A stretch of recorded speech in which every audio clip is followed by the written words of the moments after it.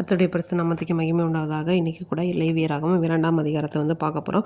இந்த அதிகாரத்தில் போஜன பலியோடைய காணிக்கை, அதுக்கப்புறம் முதற் பலன்கள் அதெல்லாம் எப்படி படைக்கணும் அப்படின்னு சொல்லிட்டு இதை சொல்லித்தராங்க. அதை என்னென்னு சொல்லி பார்க்கலாம். இப்போ போஜன பலி பண்ணணும் அப்படின்னா அவனோட காணிக்கை எப்படிப்பட்டதாக இருக்கணும் அப்படின்னா, அது ஒரு மெல்லிய மாவாக இருக்கணும். அதன் மேலே எண்ணெய் வார்க்கப்படணும். அதன் மேலே தூப வர்க்கம் என்னென்ன போடணும், அதை என்ன பண்ணணும்னா அவங்க ஆரோனின் குமார் இடத்தையே ஆசாரியர்கள் இடத்துல கொண்டு வரணும் அப்படின்னு சொல்கிறாங்க. அப்போ இது எல்லாத்துலேயும் அவங்க ஒரு கைப்பிடி எடுத்து அதை தேவனுக்கு முன்பாக என்ன பண்ணணும், தகனிக்கும் போது அது தேவனுக்கு சுகந்த வாசனையாக இருக்கும் அப்படின்னு சொல்கிறாங்க.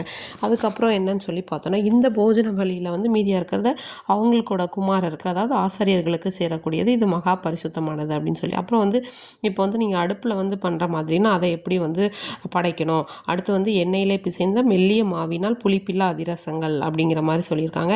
ஒரு தட்டையான சட்டியில் நீங்கள் படைக்க பாகம் பண்ண அந்த போஜன பலி அப்படின்னா எப்படி பண்ணால் எண்ணெயில் பிசைந்த புளிப்பில்லா மெல்லிய மாவாக இருக்கணும். இதே ஒரு பொரிக்கிற சட்டியில் பண்ணுறீங்க அப்படின்னா அது எண்ணெயிலே பிசைந்த மெல்லிய மாவினால் செய்யப்படுவதாக அப்படின்னு சொல்லிட்டு சொல்கிறாங்க. இது எல்லாமே கர்த்தருக்கு சுகந்த வாசனையான தகன பலி. இதில் என்னென்னா போஜன பலியில் மீதியாக இருக்கிறது ஆசாரியர்களுக்குரியது அப்படின்னு சொல்லிட்டு, புளித்த மாவு அந்த போஜன பலி செலுத்தும் போது செய்யக்கூடாது.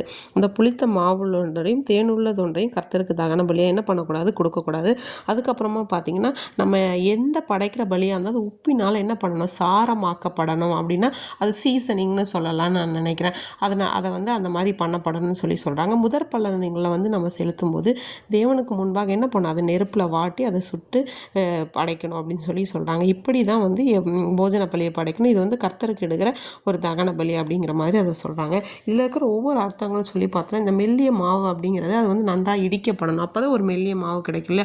இப்போ இருக்கிற மாதிரி மில்லுலாம் அப்போ இருந்திருக்காதுன்னு நினைக்கிறேன். அப்போ அது எந்த அளவுக்கு இடிக்கப்பட்டிருக்கணும்ல.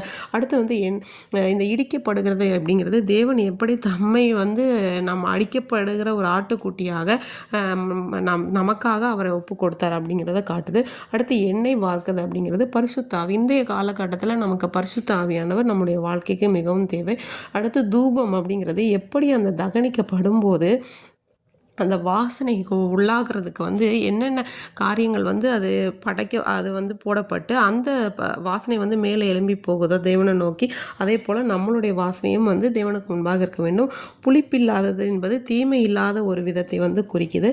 அடுத்து நெருப்பு, அது தகனிக்க வேண்டும் நெருப்பினால் அப்படிங்கிறது சுத்தம் பண்ணுகிற ஒரு தன்மையை அது குறிக்குது. அடுத்து தேன் உள்ளது அப்படிங்கிறது என்னென்னு பார்த்தோன்னா, ஒரு மாய்மாலம் இல்லாத கிரியை உள்ளவர்களாக நம்ம வாழணும் அப்படின்னு சொல்லிட்டு, உப்பினால் சாரமாக்கப்படுவது அப்படின்னா உப்பால் என்ன பண்ணுறது, பாதுகாக்கப்படுகிறது அப்படிங்கிறத சொல்லுது. உண்மையும் சத்தியமும் உள்ளவர்களை நம்மை பாதுகாத்து கொள்ள வேண்டும். ஒரு முழு மனித அர்ப்பணிப்பை இந்த போஜன பலி குறிக்கிறது.